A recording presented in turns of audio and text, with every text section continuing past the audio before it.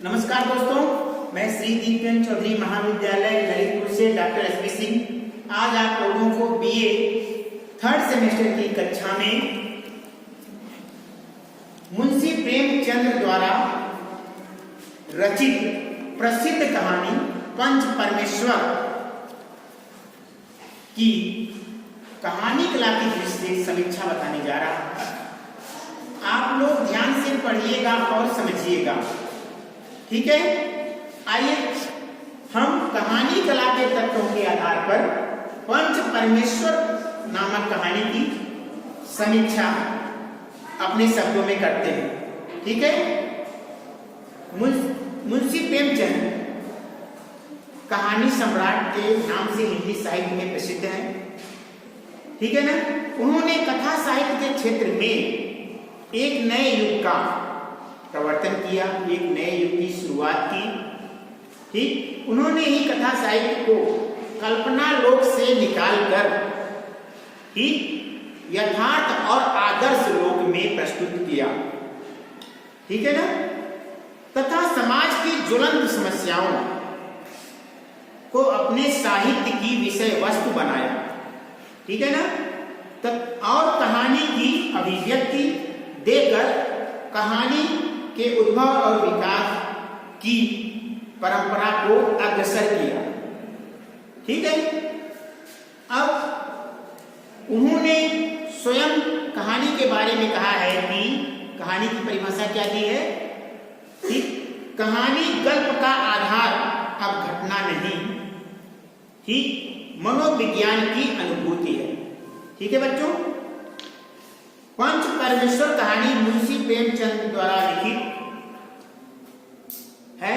यह कहानी सन 1916 ईस्वी में लिखी गई, ठीक। इसमें प्रेमचंद ने नारी यानी महिला सशक्तिकरण की अलख जगाने का सफल प्रयास किया, ठीक।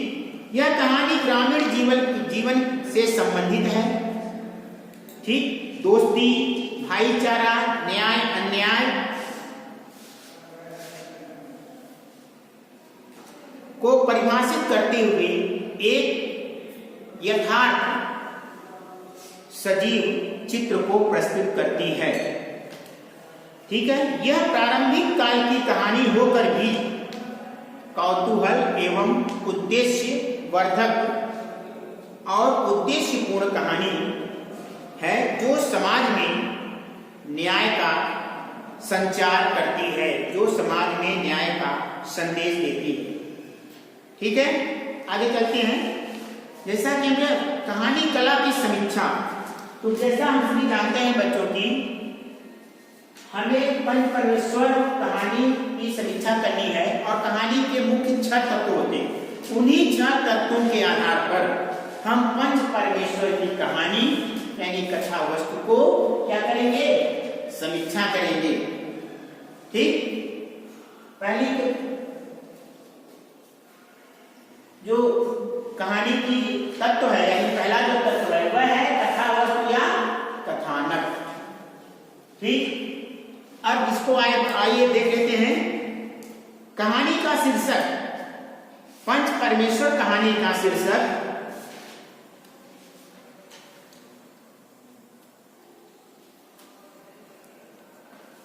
की कथा वस्तु 2 भागों में विभाजित है, ठीक। अर्थात प्रेमचंद की कहानी पंच परमेश्वर का जो शीर्षक है, जो मुख्य पात्र हैं, वह 2 दोस्तों की गहरी कहानी है, 2 मित्रों की गहरी कहानी, जो आपस में 2 मित्र, वो कौन कौन से मित्र थे, जुम्मन शेख और अलगू चौधरी, इन दोनों की घनिष्ठ मित्रता की कहानी पंच परमेश्वर, ठीक है ना। अब क्योंकि जुम्मन शेख और अलगू चौधरी के पंच होने पर, पंच जन के ग्राम पंचायत में गांव में पंच बुलाए जाते हैं, इसीलिए इस कहानी का नाम हुआ पंच परमेश्वर। पंच को ही परमेश्वर का दर्जा दिया गया। पंच मतलब न्याय करते हैं ना, तो पंच को परमेश्वर का दर्जा दिया गया, ठीक है। पंच होने पर उनकी न्यायप्रियता का वर्णन करती है, ठीक, और बताती है कि पंच परमेश्वर, जो पंच ही परमेश्वर के समान होता है, जो पंच का फैसला होता है वह ईश्वर का फैसला होता है, यानी पंच को ईश्वर माना गया। पंच की तुलना हम ईश्वर से करते हैं। ठीक, न्याय क्या है, अन्याय क्या है, किसी के साथ भेदभाव नहीं करना है, हमें न्याय करना है। ठीक, आगे चलते हैं। इसलिए पंच का न्याय व्यक्तिगत अलगावों से पृथक सदा सत्य की दिशा में होना चाहिए। पंच परमेश्वर की कथा वस्तु इस प्रकार है। जुम्मन शेख और अलगू चौधरी में बहुत ही गहरी घनिष्ठ मित्रता थी। दो मित्र थे, उनके विचार परस्पर आपस में मेल खाते थे, तभी मित्रता होती है। जब विचारों का आदान प्रदान होता है, सोच का आदान प्रदान होता है, एक जैसे सोच मिलती है, तभी मित्रता होती है। ठीक, अब उनकी मित्रता लेन देन में साझेदारी की थी, उनमें दृढ़ विश्वास था। जुम्मन शेख हज करने गया तो उसने अपने घर की देख रेख अलगू चौधरी पर। जुम्मन शेख क्या, मुस्लिम, और अलगू चौधरी क्या थी, हिंदू। ठीक ठीक, छोड़ दी। अलगू चौधरी भी ऐसा ही करता था, उनमें बचपन से ही मित्रता थी। जुम्मन के पिता जुमराती, जुम्मन के पिताजी क्या नाम है, जुमराती। जुमराती दोनों के शिक्षक थे। जुम्मन पिता जो जुमराती थे वो दोनों दोस्तों के क्या थे, शिक्षक थे। ठीक, और जुम्मन का मान विद्या के कारण होता था और अलगू चौधरी का सम्मान धन के कारण। जुम्मन का मान क्या, जुम्मन क्या था, विद्या में श्रेष्ठ था। अलगू चौधरी क्या था, अलगू चौधरी क्या था, उसमें क्या, उसमें धन, मतलब धनी, धन संपदा था। जुम्मन शेख की एक बूढ़ी मौसी थी जिनके पास थोड़ी बहुत जमीन थी। जुम्मन के अलावा उसका कोई नहीं था। जुम्मन ने किसी तरीके से वो जमीन अपने नाम करवाई। जमीन की रजिस्ट्री जुम्मन के नाम न होने तक मौसी का खूब ख्याल रखा, अच्छा खाना, अच्छा व्यवहार, अच्छी सेवा की। ठीक है ना। दूसरी तरफ जुम्मन के अपने तर्क, ठीक है ना। अब को मिला के किसी तरह की कहानी है सामाजिक, जैसे ग्रामीण परिवेश में कहानी परिवारों की होती है, क्योंकि ग्रामीण परिवेश जिस तरह परिवार की कहानी होती है सेम कहानी है इसकी। ठीक, इस प्रकार संपूर्ण कथावस्तु दो मित्रों की दोस्ती है। संपूर्ण कथावस्तु दो मित्रों की दोस्ती के माध्यम से, ठीक, न्याय के कारण दरार न पड़ना तथा पंचों के फैसलों का सम्मान। जो पंच होते हैं ग्राम पंचायत में पंच बुलाए जाते हैं, उनके फैसलों को सम्मान करना। परस्पर भाईचारा, गांव में भाईचारा, न्याय दिलाना, ठीक, भेदभाव मिटाना के इर्द गिर्द घूमती है। ठीक, जो घटना प्रधान होकर भी न्याय व्यवस्था पर। यह कहानी क्या है, ग्रामीण परिवेश की घटना पर आधारित है। ग्रामीण परिवेश की घटना पर आधारित होते हुए न्याय व्यवस्था का संदेश देती है। ठीक है। अब कथानक का आरंभ और अंत विलक्षण है और साथ ही प्रभावी भी। घटनाएं स्वाभाविक हैं, श्रृंखलाबद्ध हैं और व्यवस्थित हैं। कथानक कहीं भी ऊपर नीचे नहीं है, उखड़ा हुआ नहीं है, पूर्णतः क्या है, सुसंगठित एवं सुसंबंधित क्रमबद्ध तरीके से। ये नहीं कि किसी घटना का वर्णन इस समय हो रहा है, फिर बाद में उसी घटना का वर्णन बाद में, नहीं, क्रमबद्ध तरीके से घटनाएं, परिवेश, वातावरण क्रमबद्ध तरीके से चलते कहानी में।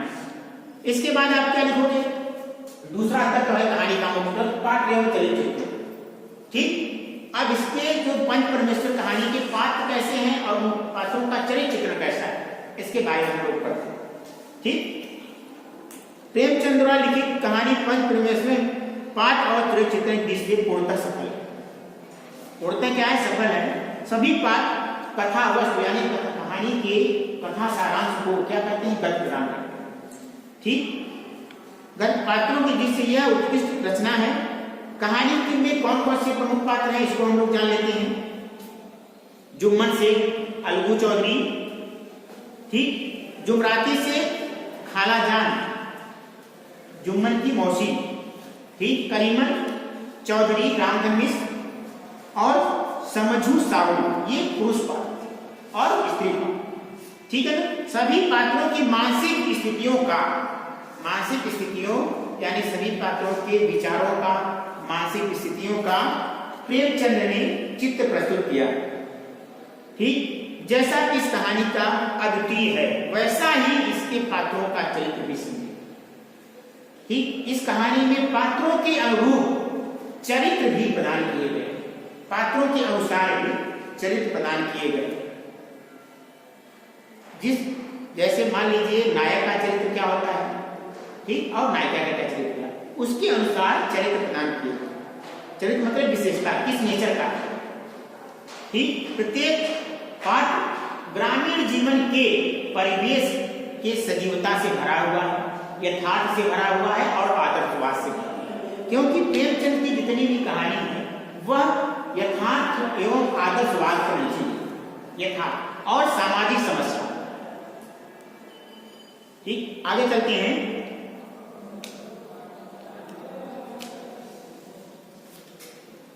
तीसरा है संवाद अथवा कथोपकथन। अब इसके बाद हम आते हैं पात्रों के संवाद, एक दूसरे वार्तालाप किस प्रकार का है इस कहानी में, इसको हम देखेंगे। ठीक है, प्रस्तुत कहानी में संवाद अथवा कथोपकथन द्वारा ही कथानक का विकास हुआ। जो कथा वस्तु या कथा सारांश होता है, इसमें पात्र एवं चरित्र चित्रण यानी आपस में पात्र चरित्र चित्रण नहीं, संवाद अथवा कथोपकथन में आपके द्वारा ही पात्रों का आदान प्रदान होता है, विचारों का आदान प्रदान होता है। इससे क्या है, कहानी की जो कथा वस्तु है उसका क्या होता है, विस्तार है, कहानी बढ़ती है एक घटना के बाद दूसरी घटना में प्रवेश। ठीक है ना। अब संवाद समस्या को उभारने वाले, वस्तु स्थिति की व्याख्या करने वाले तथा पात्रों के मनोभावों, उनके उद्देश्यों को चित्रित करने वाले, यह मौलिक संवाद अथवा कथोपकथन क्या है, पात्रों का संवाद अथवा कथोपकथन मौलिक है, स्वयं का है, ठीक, सजीव है, रोचक है और कथात्मक। क्योंकि कहानी में अगर रोचकता न हो तो पाठक उसको पढ़ेगा, पाठक नहीं पढ़ेगा। कोई भी विधा हो, गतिविधा, कहानी में अगर रोचकता न हो तो उस पढ़ेगा। इसके बाद रोचकता मतलब क्या, इस घटना के बाद आगे की घटना क्या हो, क्या घटना, ये है रोचकता। कहानी का एक गुण होता है रोचकता। ठीक है। अब इस प्रकार पंचपुरुष कहानी के संवाद पात्र के अनुकूल हैं, सरल हैं, ठीक, संक्षिप्त है और पाठकों या दर्शकों को यानी पाठकों को प्रभावित करने वाले हैं और हृदय मार्मिक। ठीक है। अब संवादों में रोचकता के साथ साथ मनोभाव किसे कहते हैं, मन के अंदर अनेक प्रकार के जो भाव उत्पन्न होते हैं, मनोभाव, अनेक प्रकार के भाव जो उत्पन्न होते हैं, विचार, ठीक, मनोभाव। संवादों में रोचकता के साथ साथ इस कहानी में मनोभावों का उत्पन्न होना, ठीक, और अभिव्यक्त करने की क्षमता पूर्ण रूप से विद्यमान, ठीक है ना। और पात्रों का जो बात करने का तरीका, वाक्य चतुरता जिसे कहते हैं, वाक्य चतुराई, बात करने की चतुराई, वाणी कुशलता और व्यंग्य के दर्शन भी इस कहानी में देखने को मिलते हैं। कभी कभी व्यंग्य का भी है ना, गाँव में कभी कभी कहावतें भी चरित्रित, कभी कभी किसी को ताना बाना भी मार देते, तो इस कहानी में देखने को मिलता है। ठीक, आगे चलते हैं। देश काल एवं वातावरण। देश काल और वातावरण, कोई भी कहानी अगर लिखी जाती है तो वहां की देश काल कैसा है, सामाजिक परिस्थितियां कैसी हैं, समाज कैसा है, देश काल मतलब वहां का समाज कैसा है, ठीक, देश और वहां उस समाज का वातावरण कैसा है, जिस वातावरण और जिस समाज में के अनुरूप कहानी लिखी जाएगी उसी वातावरण और समाज का क्या होगा, वर्णन या यथार्थ वर्णन। ये नहीं काल्पनिक वर्णन, यथार्थ वर्णन। जैसा कहानीकार देखेगा उस समाज की, उस समय की समाज की स्थितियां और वातावरण की परिस्थितियां, उसी के अनुरूप अपने पात्रों की घटना, अपने कहानी में पात्रों की घटनाओं को रखेगा। ठीक। अब देखते हैं कथा सम्राट मुंशी प्रेमचंद अपनी कहानियों में देश काल एवं वातावरण का चित्रण करने में सिद्धांत माहिर है। ठीक, ये अगर क्योंकि ये कहानी 1916 में लिखी गई तो इस समय पढ़ी जा रही, आज भी इस कहानी में प्रासंगिकता देखने को मिलती है, क्योंकि इस कहानी 1916 में लिखी गई, लेकिन आज भी हमें इस कहानी के जो उद्देश्य है प्रासंगिकता देखने को मिलती है। समाज में सामाजिक समस्याएं देखने को मिलती है, छुआछूत की भावना, चले जाओ, भेदभाव की भावना है, आज भी ग्रामीण क्षेत्रों में बहुत ज्यादा है। आगे चलते हैं। पंच परमेश्वर में भी उन्होंने वातावरण, स्थान एवं समाज की सटीक चित्र खींचने का प्रयास किया है, जो पूर्णतः सफल है। ग्रामीण जीवन एवं वातावरण वहां होने वाली पंचायतों द्वारा, क्योंकि ग्रामीण जीवन की जितनी भी है, जब कोई विवाद होता है तो पहले क्या बुलाया जाता है, ग्रामीण स्तर पे मामला को शांत कराया जाता है, पंचायत पंच बुलाया जाता है। जब नहीं शांत होता है तो फिर आपको क्या ब्लॉक स्तर पे, तहसील स्तर पे, फिर जिला स्तर पे। ठीक, तो वही कह रहे हैं कि ग्रामीण जीवन वातावरण वहां होने वाली पंचायतों द्वारा समस्याओं का निदान होता है।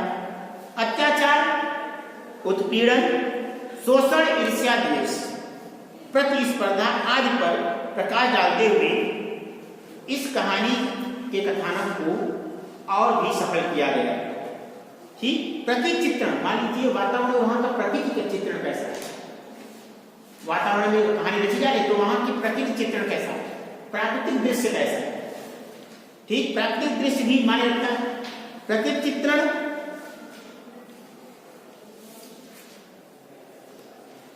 के सहारे ग्रामीण परिवेश में पंचायतों को वातावरण की सृष्टि करने की प्रवृत्ति मिलती है। प्रतीक चित्रण से कहानी में क्या जाती है, मनोहरता, मनोहर दृश्य प्रस्तुत करने से कहानी में क्या रोचकता है। ठीक, अब आते हैं हम भाषा शैली। ठीक है ना, प्रेमचंद्र ने अनेक भाषाओं का प्रयोग किया है ना। भाषा शैली में पंचतंत्र कहानी की भाषा क्या है, सरल, देशज भाषा, ग्रामीण भाषा, ठीक, और सहज है उर्दू मिश्रित हिंदी। प्रेमचंद जी भाषा के दो, एक रूप तो वह है जिसमें संस्कृत के तत्सम शब्दों की प्रधानता है, जिसमें क्या है, संस्कृत के तत्सम शब्दों की प्रधानता है, और दूसरा रूप क्या है, उर्दू, संस्कृत और हिंदी। ग्रामीण देशज भाषा के शब्द, देशज शब्द, ग्रामीण शब्द है ना, ग्रामीण शब्दों एवं व्यवहारिक शब्दों का प्रयोग किया, यही इनकी प्रतिनिधि भाषा है। इसी का प्रयोग प्रस्तुत कहानी में किया गया है। इस कहानी की भाषा सजीव, व्यवहारिक और प्रवाहमयी। इस कहानी में भाषा कैसी है, सजीव है, प्रवाहमयी और सजीव, प्रवाहमयी और व्यवहारिक। व्यवहार में भी जो व्यवहारिक भाषा होती है, मतलब ग्रामीण की जनता भी समझ सके। अगर कहानी पढ़े तो कहानी में ज्यादा कभी शब्द न आए और सरल शब्दों का प्रयोग करें तो ग्रामीण की जनता भी समझ लेती है। फिर बिना पढ़े लोग पढ़े कि अगर कोई पढ़ा लिखा है, अगर कहानी सुना दिया पढ़ के तो समझ जाए। ठीक है ना। अब आते हैं अंतिम उद्देश्य है। अंतिम जो है उद्देश्य, कोई भी कहानी, कोई भी गतिविधा की रचना होती है, कोई भी कहानी की रचना होती है, कोई भी कहानी का कोई कहानी लिखता है तो उसका अपना एक समाज में उद्देश्य, निर्दोष उद्देश्य कहानी नहीं लिखी जाती, कोई न कोई उद्देश्य होता है और सफल उद्देश्य होता है। समाज को विकास करने में, समाज को प्रभावित करने का उद्देश्य होता है, समाज को बदलने का उद्देश्य होता है, समाज को परिवर्तन करने का उद्देश्य होता है। ठीक है ना। पंच परमेश्वर कहानी में जीवन के यथार्थ का वर्णन करके प्रेमचंद ने आदर्श समाज में आदर्श रूप प्रस्तुत करने की योजना बनाई है कि समाज उस कहानी को पढ़े तो समाज क्या हो, जागरूक। ठीक, समाज जागरूक। इनकी कहानियों की अपनी निजी विशेषता रही है। इस कहानी में समस्या का समाधान निकालकर न्याय पक्ष की प्रबलता और अनिवार्यता को प्रदर्शित किया गया है। ठीक है। पंच परमेश्वर जो कहानी है वह आदर्शोन्मुख यथार्थवाद पर आदर्शित, ठीक है, आदर्शोन्मुख यथार्थवाद पर आधारित है, ठीक है। इसका मतलब प्रेमचंद की कहानी में आदर्श भी है और यथार्थ भी। यथार्थ मतलब सजीव वर्णन, कोई बनावटी वर्णन नहीं समाज का। आदर्श मतलब समाज के सामने आदर्श प्रस्तुत करना, इसे हम आदर्शोन्मुख यथार्थवाद के नाम से, ठीक है। अब आगे इस कहानी का उद्देश्य न्याय के सामने मित्रता, न्याय के सामने मित्रता, ठीक, और भाईचारा या किसी भी तरह का संबंध आड़े नहीं आना चाहिए। जैसे आप घरे मित्र हो तो कोई पक्षपात नहीं करना चाहिए, हमेशा न्याय और सत्य की ओर रहना चाहिए। कभी कभी जातिवाद का भी भाव नहीं करना चाहिए, हमारे जाति के जातिवाद की भावना नहीं होना, छुआछूत की भावना नहीं होनी चाहिए, ठीक, मित्रता मतलब निष्पक्ष भाव से क्या कहते हैं न्याय करना चाहिए। इस कहानी का मुख्य उद्देश्य, ठीक है ना। माना जाता है कि पंच के दिल में ऐसा माना जाता है कि पंच के हृदय में ईश्वर का निवास होता है। पंच को ईश्वर का दर्जा दिया गया, जैसे शिक्षक को गुरु का दर्जा दिया गया, उसी तरह पंच को ईश्वर का दर्जा दिया गया, क्योंकि ईश्वर सभी के साथ न्याय करता है, ठीक है। और पंच के मुख से निकले शब्द को ही मान लिया जाता है। जो पंच ने फैसला सुना दिया, जो पंचायत ने फैसला सुना दिया, वही मान लिया जाता है, वही क्या कहते हैं न्यायालय का फैसला माना जाता है, ठीक है ना। अब आगे देखते हैं, भले ही एक पक्ष न्याय करने वाले का मित्र ही क्यों न हो, भले ही क्यों, आप तो हो सकता है भले ही एक पक्ष क्यों न न्याय करने वाला का मित्र भाई ही हो, ठीक, पुत्र ही हो, लेकिन हमेशा न्याय करना चाहिए, करें, ठीक है।